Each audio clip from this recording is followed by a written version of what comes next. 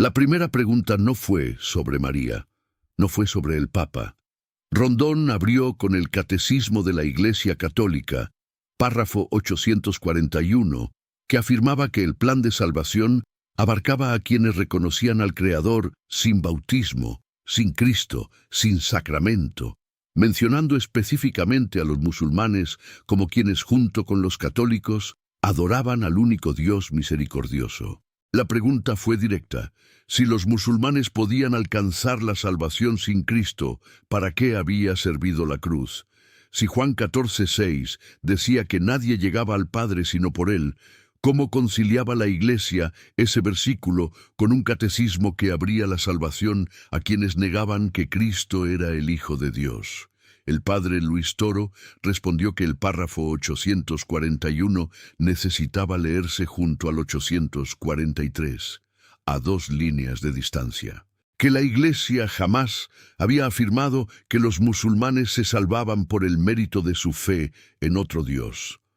Lo que enseñaba era que Cristo era el único mediador de salvación, pero que su gracia podía actuar en personas que no lo conocían explícitamente sin que eso significara que se salvaban al margen de él.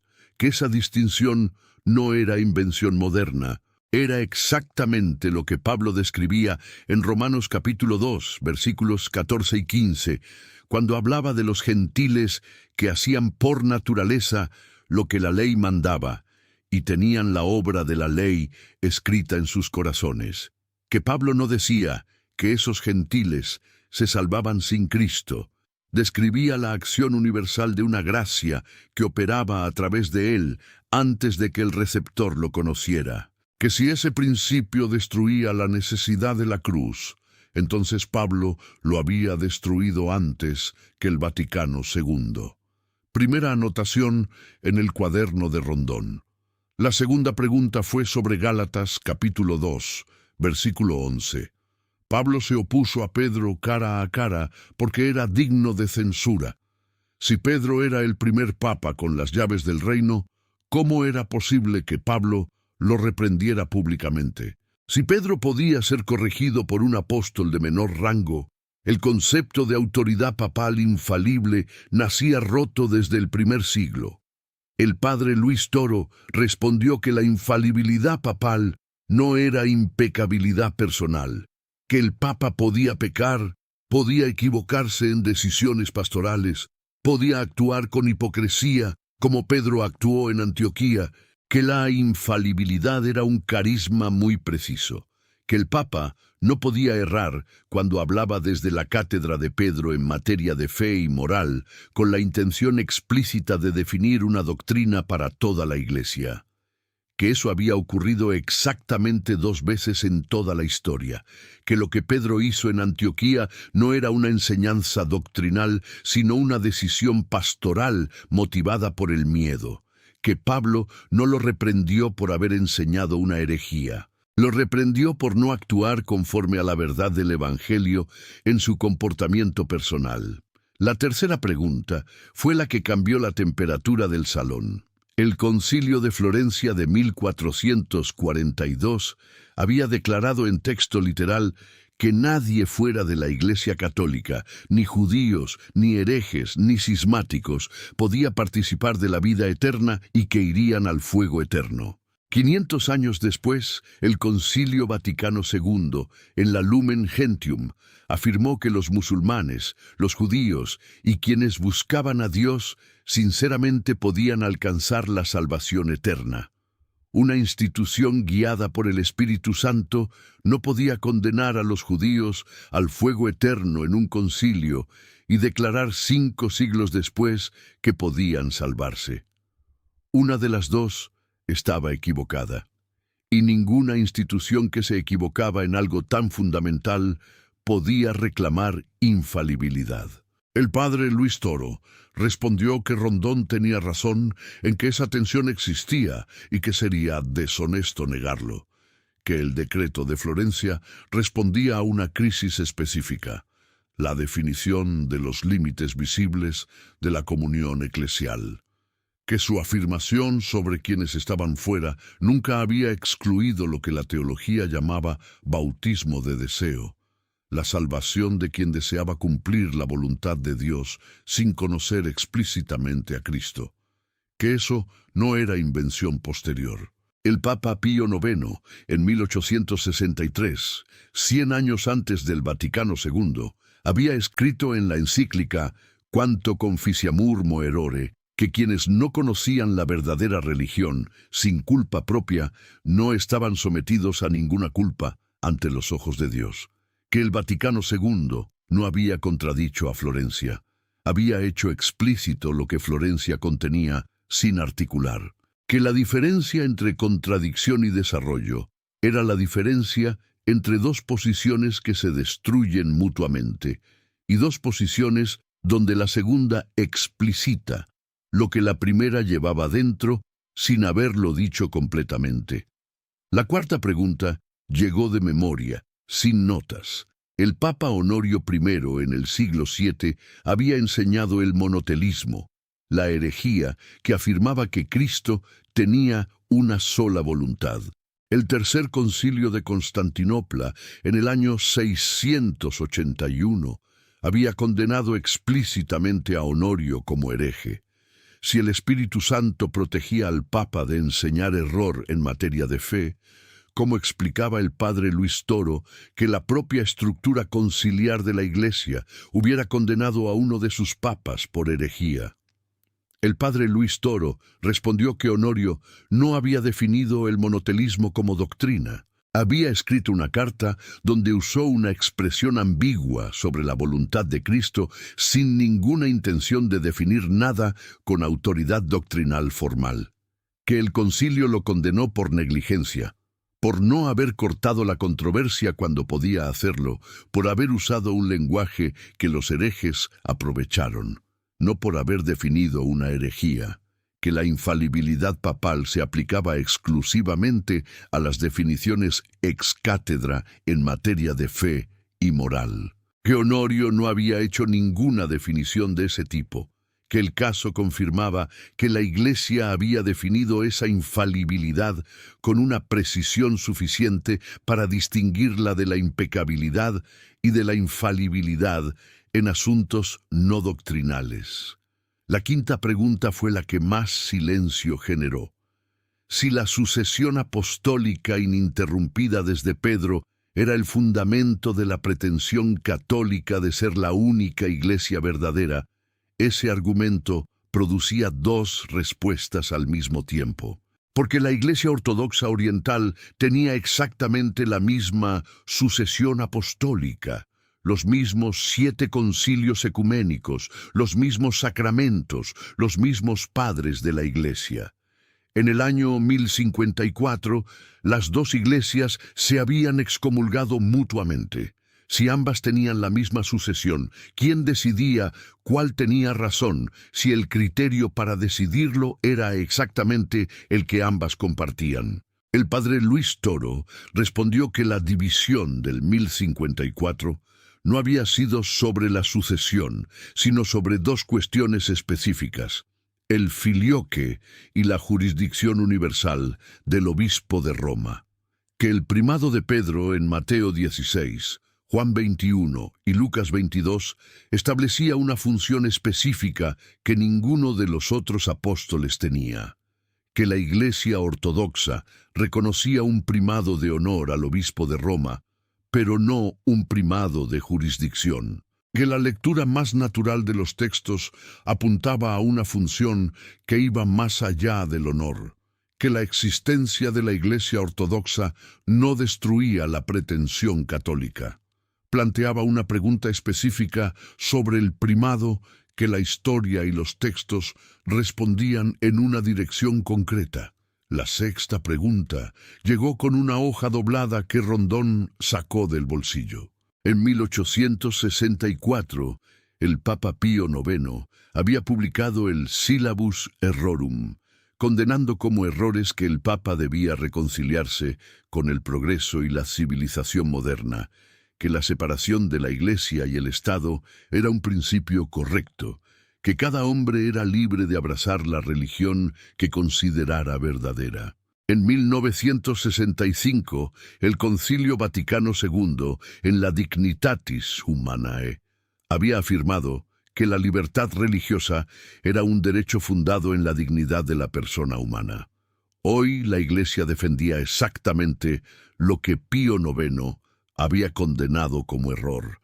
El padre Luis Toro respondió que el sílabus condenaba la indiferencia religiosa, la idea de que todas las religiones eran igualmente verdaderas y que el Estado no tenía relación con la verdad moral, que Dignitatis Humanae afirmaba la libertad religiosa como inmunidad de coerción externa, que el Estado no debía usar la fuerza para imponer una fe religiosa, que esas dos posiciones no eran contradictorias leídas en su contexto preciso, que custodiar una verdad permanente en circunstancias históricas que cambian requería que la formulación de esa verdad se desarrollara, que eso era lo que Newman llamó desarrollo del dogma. La séptima pregunta fue la que partió ese debate en dos. Rondón no la había planeado como la séptima, la había planeado como la 11ª, pero algo en el ritmo del intercambio lo llevó a adelantarla. La dijo sin mirar el cuaderno. En 1545, el Concilio de Trento había definido como dogma que cualquiera que afirmara que el hombre era justificado por la sola fe fuera anatema. En 1999, la Iglesia Católica y la Federación Luterana Mundial firmaron la Declaración Conjunta sobre la Doctrina de la Justificación, afirmando que sus diferencias sobre la justificación no eran tales como para justificar las condenas mutuas del siglo XVI. Si las condenas de Trento eran definiciones dogmáticas infalibles y la declaración de 1999 decía que esas condenas ya no eran aplicables, la Iglesia había declarado que su propio dogma infalible estaba equivocado. No había manera de leer esas dos cosas juntas sin llegar a esa conclusión. El salón se detuvo. No fue un silencio gradual, fue un corte. El padre Luis Toro respondió en 3 partes. Primera, que Trento no condenaba la doctrina luterana en su totalidad, sino una formulación específica de la sola fides entendida como exclusión total de cualquier transformación moral del creyente. Segunda, que la declaración conjunta no decía que Trento estaba equivocado. Decía que el luteranismo del siglo XX no sostenía la posición que Trento había condenado, que el interlocutor había cambiado. Tercera, que si la consistencia doctrinal era el criterio para identificar la verdadera Iglesia, el protestantismo, con sus 30.000 denominaciones que se contradecían mutuamente en justificación, bautismo, predestinación y Eucaristía, no pasaba ese criterio de ninguna manera que la Iglesia Católica no pasara. Rondón respiró visiblemente. Escribió en el cuaderno sin decir nada. Cuando levantó la vista, el debate había cruzado un umbral que todos en el salón sintieron sin poder nombrarlo. La octava pregunta fue sobre Galileo. En 1633, el tribunal de la Inquisición romana había condenado a Galileo y lo había obligado a abjurar del heliocentrismo, declarando que sostener que la Tierra se movía alrededor del Sol era formalmente herético. En 1992, Juan Pablo II había reconocido que los teólogos que condenaron a Galileo habían cometido un error. Si un tribunal eclesiástico con plena autoridad podía declarar herético lo que era científicamente verdadero y la corrección llegaba 359 años después, el concepto de infalibilidad doctrinal no tenía contenido real. El padre Luis Toro respondió que la condena de Galileo no había sido una definición dogmática ex cátedra, sino una decisión disciplinar de un tribunal que no operaba con el carisma de la infalibilidad. que el conflicto no era entre ciencia y fe, sino entre un científico que presentaba una hipótesis sin las pruebas observacionales que su época requería, y una institución que confundía la física aristotélica, que no era fe cristiana, sino filosofía griega, con doctrina revelada, que Juan Pablo II no reconoció que la Iglesia hubiera enseñado como dogma algo falso. Reconoció que los teólogos habían confundido una cuestión de filosofía natural con una de fe revelada, que ningún dogma había sido definido sobre el movimiento de los planetas, que la relación real entre la Iglesia y la ciencia era más compleja que ese caso aislado, que Georges Lemaitre, padre de la teoría del Big Bang, Gregor Mendel, fundador de la genética, y Roger Bacon, precursor del método científico, habían producido sus trabajos dentro de esa misma institución. La novena pregunta fue sobre el sacerdocio ordenado. Primera de Pedro, capítulo 2, versículo 9, decía que todos los creyentes eran un sacerdocio real. Apocalipsis, capítulo 1, versículo 6, decía que Cristo nos había hecho reyes y sacerdotes. El sacerdocio del Nuevo Testamento era universal, no clerical. La Iglesia había convertido ese sacerdocio universal en una clase ordenada con poderes que el resto de los bautizados no tenía. Esa jerarquía no estaba en el Nuevo Testamento. Era una invención posterior que la Iglesia había naturalizado hasta que nadie la cuestionaba. El padre Luis Toro respondió que el sacerdocio real de todos los creyentes era doctrina que la Iglesia afirmaba completamente, pero que el mismo Nuevo Testamento describía estructuras de liderazgo específicas dentro de ese sacerdocio universal, que en Hechos capítulo 6 los apóstoles impusieron las manos sobre 7 hombres para el servicio de la comunidad. Que en Primera de Timoteo capítulo 3, Pablo describía los requisitos para el episcopos y el diácono como funciones específicas. Que en Tito capítulo 1, Pablo pedía que se constituyeran presbíteros en cada ciudad. Que esa estructura tripartita de obispos, presbíteros y diáconos no era medieval. Estaba documentada en las cartas de Ignacio de Antioquía, discípulo directo del apóstol Juan, escritas alrededor del año 110, menos de 20 años después de la muerte del último apóstol. Que los poderes que Rondón llamaba invenciones clericales tenían todos fundamento bíblico, el poder de perdonar pecados, en Juan capítulo 20, versículo 23, el de presidir la Eucaristía en Lucas capítulo 22, versículo 19, la imposición de manos en Primera de Timoteo, capítulo 4, versículo 14, 9 preguntas, 9 respuestas. El cuaderno de Rondón tenía más escritura nueva que la que había traído. Las 6 preguntas que quedaban eran de otra naturaleza completamente. No eran sobre documentos ni sobre versículos. Eran la clase de pregunta que va directo al centro de algo que ninguna arquitectura teológica puede manejar sin costo. La 10ª pregunta no llegó con la velocidad de las anteriores. Rondón cerró el cuaderno, lo puso debajo de la Biblia, y lo que dijo a continuación no era una referencia bíblica ni un documento histórico. Era algo que las 310 personas de ese salón parroquial de Boleíta Norte conocían sin necesidad de que nadie se los explicara.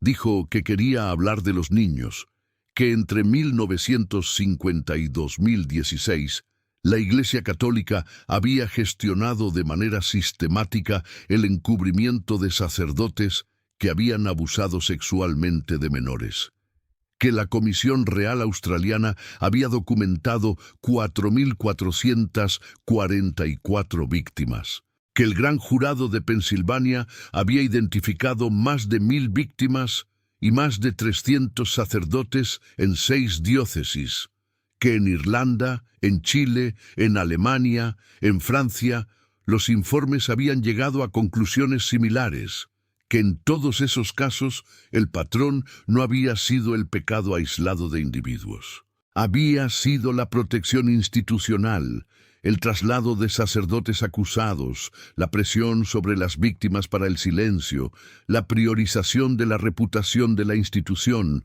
sobre el sufrimiento de los niños. Que eso no lo decían los enemigos de la Iglesia, lo decían los propios informes encargados por las conferencias episcopales. Y la pregunta fue esta: si el Espíritu Santo guiaba a la Iglesia Católica desde el primer siglo, como ella afirmaba, si el papado era el vicario de Cristo en la tierra como ella enseñaba, ¿cómo era posible que esa misma institución hubiera protegido durante décadas a hombres que destruían la infancia de niños en el nombre de Dios? El salón no necesitó procesar esa pregunta. La recibió de manera directa en el cuerpo, de la manera en que se reciben las cosas que ya se saben, pero que nadie había dicho en ese tono, en ese lugar, frente a ese sacerdote. El padre Luis Toro no respondió de inmediato. Pasaron 4 segundos.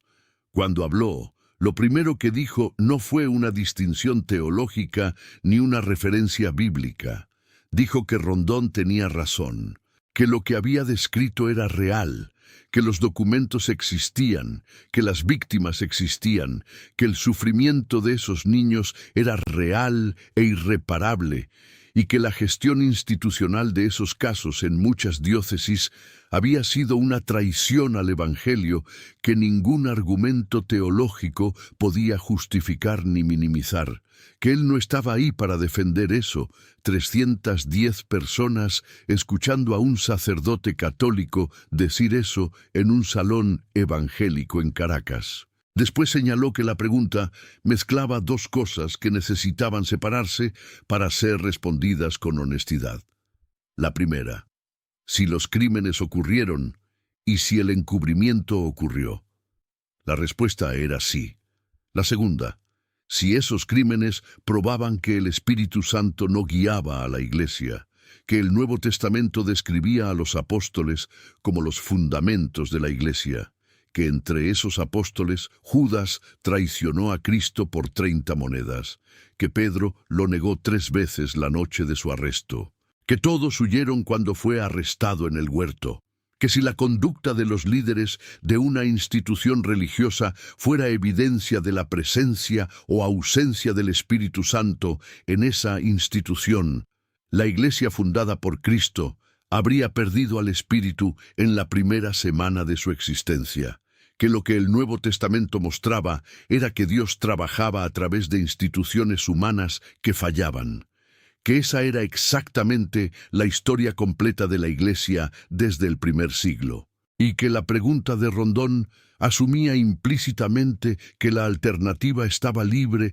de ese tipo de escándalo, que el informe de la Denominación Bautista del Sur, publicado en 2022, había documentado más de 700 acusados y más de 1000 víctimas en 20 años. Que el problema del abuso institucional no era católico. Era el problema de cualquier institución que concentraba poder sobre personas vulnerables sin mecanismos externos de rendición de cuentas suficientes. Que señalarlo no era excusar lo que la Iglesia había hecho. Era resistirse a usar el sufrimiento real de niños reales como argumento teológico cuando la premisa implícita de ese argumento era falsa. Rondón escribió durante más tiempo que en cualquiera de las anteriores. La 11ª pregunta llegó desde un ángulo diferente. Dijo que en 1 Corintios capítulo 7 versículo 9, Pablo escribía que era mejor casarse que quemarse. Que en 1 Timoteo capítulo 3 versículo 2, Pablo describía al episcopos como marido de una sola mujer. Que el celibato obligatorio como condición del sacerdocio no estaba en el Nuevo Testamento, que era una disciplina eclesiástica impuesta gradualmente, que el propio Pedro, el primer papa según la doctrina católica, era hombre casado según Mateo capítulo 8 versículo 14. que una disciplina que contradecía el ejemplo del primer papa y que el propio Pablo no consideraba obligatoria, no podía presentarse como parte de la tradición apostólica que la Iglesia decía custodiar. El padre Luis Toro respondió que tenía razón en que el celibato sacerdotal no era un dogma de fe, sino una disciplina eclesiástica, que la propia Iglesia lo reconocía y que por eso existían sacerdotes católicos casados en los ritos orientales en plena comunión con Roma. Que Cristo mismo había descrito esa forma de vida en Mateo, capítulo 19, versículo 12, cuando habló de los que se hacían eunucos por el reino de los cielos.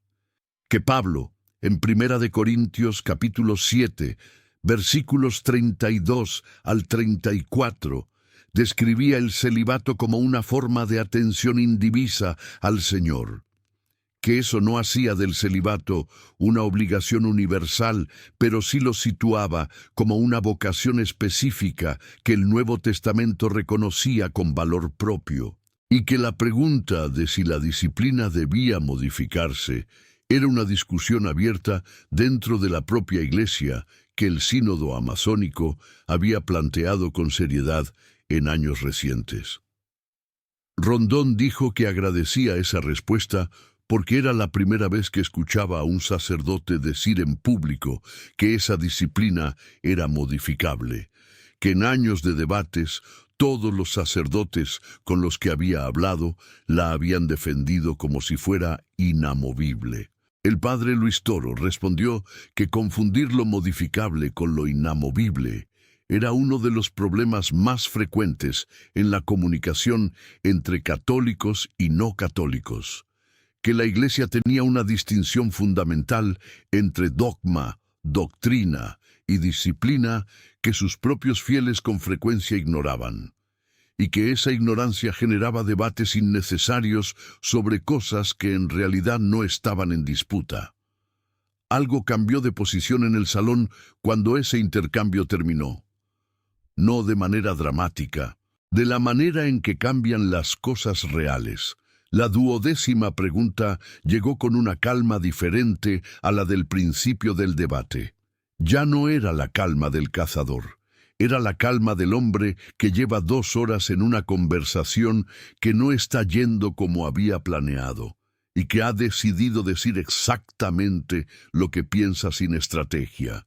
Dijo que quería hablar de la riqueza del Vaticano, que los economistas que habían estudiado las finanzas de la Santa Sede estimaban su patrimonio entre 10.000 y 15.000 millones de dólares en activos directos, sin contar la riqueza artística ni los inmuebles de las diócesis en todo el mundo. Que en Mateo, capítulo 19, versículo 21, Cristo le había dicho al joven rico: «Ve, vende todo lo que tienes, dalo a los pobres y sígueme». Que en Lucas, capítulo 9, versículo 58, Cristo había dicho que el Hijo del Hombre no tenía dónde reclinar la cabeza. Que la institución que afirmaba ser la continuación de la Iglesia, fundada por ese Cristo, era la institución más rica de la historia humana. Que esa contradicción no requería ningún argumento teológico para ser visible. El padre Luis Toro respondió que la riqueza artística del Vaticano era en su mayor parte patrimonio de la humanidad que la Iglesia custodiaba, y cuya venta no resolvería la pobreza del mundo de ninguna manera que los economistas consideraran significativa. Que los presupuestos de Cáritas Internacional alcanzaban los 7.000 millones de dólares anuales, haciendo de la Iglesia la mayor red de asistencia social no gubernamental del planeta, con hospitales, escuelas y comedores en los lugares donde ningún gobierno llegaba, pero que la tensión entre la riqueza institucional y el evangelio de la pobreza de Cristo era una tensión real que los propios papas habían reconocido. Que Francisco, desde el principio de su pontificado, había intentado reformar la gestión financiera del Vaticano con una determinación que le había costado resistencias internas documentadas, que esa tensión no probaba que la Iglesia hubiera traicionado el Evangelio de manera irrecuperable. Era exactamente el tipo de tensión que Cristo había anticipado cuando dijo que la cizaña y el trigo crecerían juntos hasta la cosecha. La 13ª pregunta fue corta, más corta que todas las anteriores. Rondón miró el cuaderno, lo cerró y dijo lo siguiente: que si la Iglesia Católica era la verdadera Iglesia de Cristo fundada sobre Pedro, y si Cristo había prometido que las puertas del infierno no prevalecerían contra ella, ¿por qué el continente más católico del mundo seguía siendo el continente con la mayor desigualdad del planeta después de 500 años de evangelización católica? Que las naciones que la Iglesia había dominado culturalmente durante 5 siglos producían las cifras más altas de pobreza, corrupción e injusticia del mundo occidental. Que si eso era el fruto de la Iglesia verdadera, ¿qué debía esperarse del fruto de una iglesia falsa? Era una pregunta que cualquiera de las 310 personas podía verificar mirando por la ventana de su propia casa en Caracas. El padre Luis Toro respondió que esa pregunta tocaba algo que ningún católico honesto podía esquivar. Que la relación entre la evangelización colonial de América Latina y las condiciones estructurales actuales de pobreza e injusticia era un tema que la teología de la liberación, surgida dentro de la propia Iglesia Católica en los años 60, había planteado con una radicalidad que ninguna denominación protestante había igualado en profundidad histórica y crítica. Que el padre Gustavo Gutiérrez, el obispo Óscar Romero, el obispo Elder Cámara, todos ellos católicos, habían sido quienes con más fuerza habían denunciado exactamente lo que Rondón describía, a veces a costa de sus propias vidas. Que la misma Iglesia que había legitimado la conquista había producido a Bartolomé de las Casas, el primer defensor documentado de los derechos de los indígenas en el siglo XVI. Que evaluar 5 siglos de historia de un continente entero como el resultado directo y exclusivo de una sola institución religiosa era una simplificación que la historia no sostenía, y que si la pregunta era si la Iglesia Católica había cumplido siempre y completamente el Evangelio que predicaba en su influencia sobre América Latina, la respuesta honesta era no.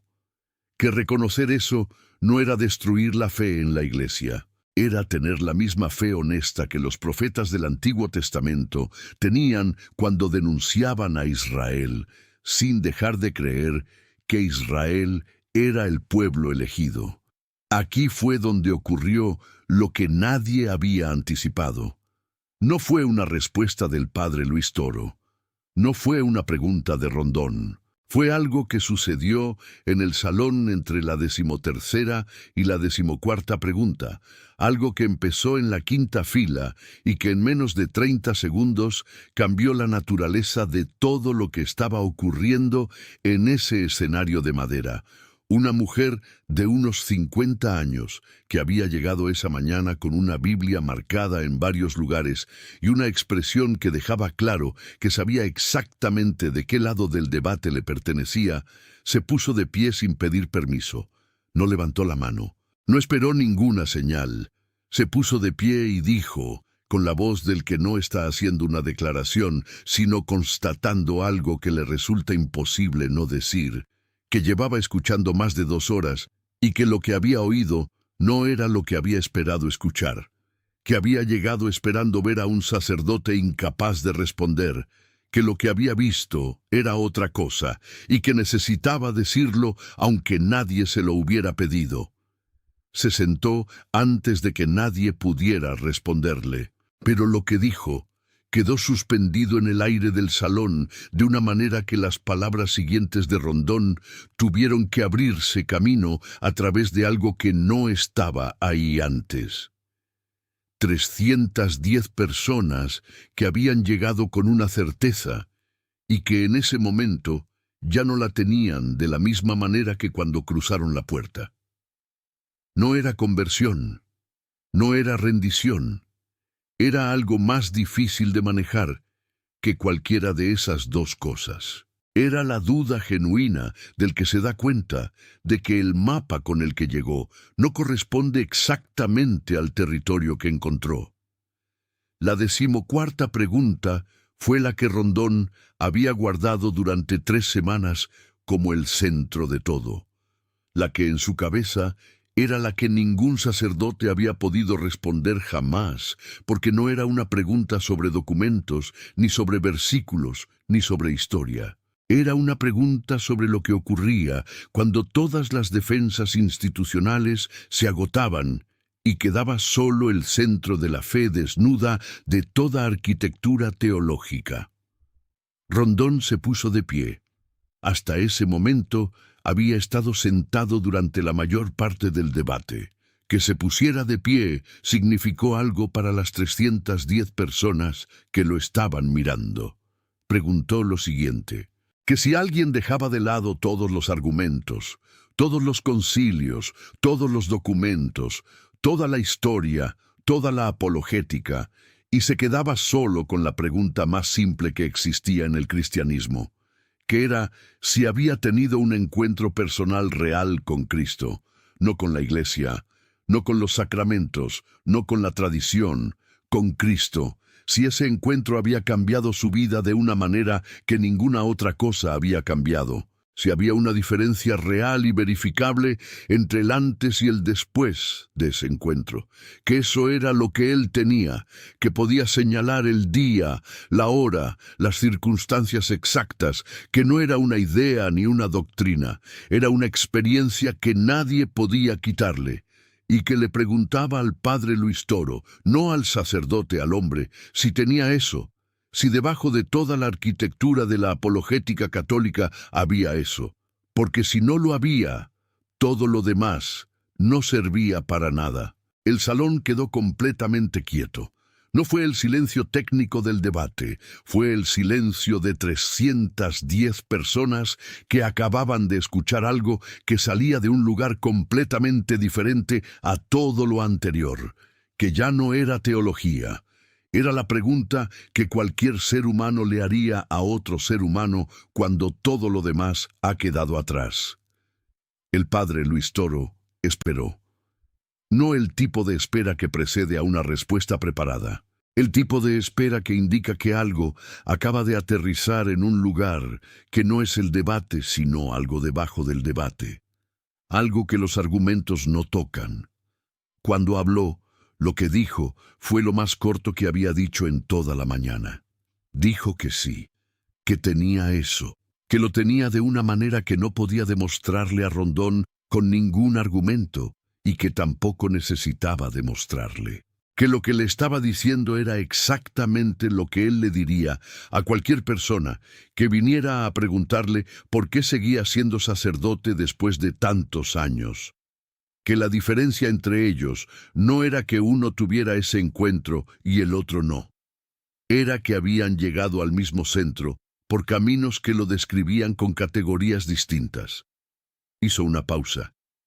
Y entonces dijo algo que no estaba en ninguno de los argumentos que había preparado, que Rondón llevaba 16 años en el ministerio, que eso significaba 16 años de madrugadas, de crisis de fe, de familias rotas que llegaban a su puerta, de entierros, de matrimonios que se deshacían, de jóvenes que se perdían, de todo lo que el ministerio real cargaba debajo de la superficie visible que el debate teológico nunca tocaba. Que él sabía lo que eso pesaba porque llevaba más años cargando lo mismo. Que entre ellos dos, en ese escenario de madera en Boleíta Norte, había más cosas en común que las que el debate había dejado ver, y que eso no era una estrategia retórica, era lo único que valía la pena decir cuando todo lo demás ya había sido dicho. Rondón no escribió nada en el cuaderno. Lo miró durante 3 segundos.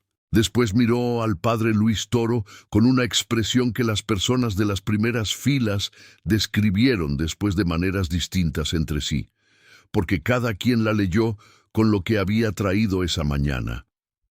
Lo que ninguno de los que la describieron pudo negar era que no era la expresión con la que Rondón había entrado al salón.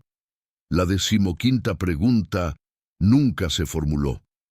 Rondón abrió el cuaderno en la página donde la tenía escrita desde hacía 3 semanas, la miró y pasó la página. Dijo que prefería dejarlo ahí.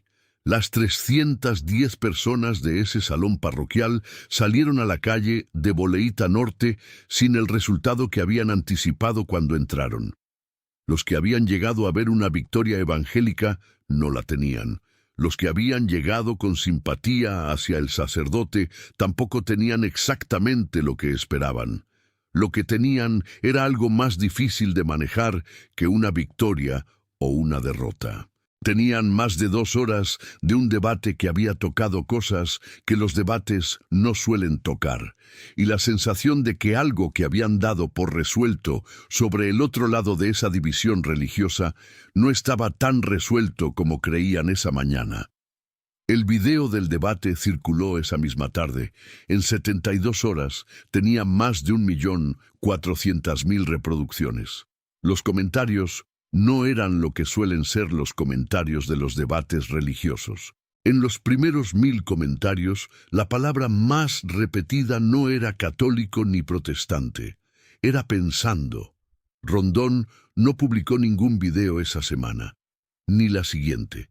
3 semanas después, publicó uno corto, grabado desde su oficina, donde decía que el encuentro con el padre Luis Toro le había planteado preguntas que todavía estaba procesando, que eso no significaba que fuera a convertirse al catolicismo. Significaba que había aprendido algo que 16 años de ministerio no le habían enseñado, que el que no tiene preguntas no está buscando la verdad, está defendiendo una posición, y que él había llegado a ese salón a defender una posición y había salido con preguntas.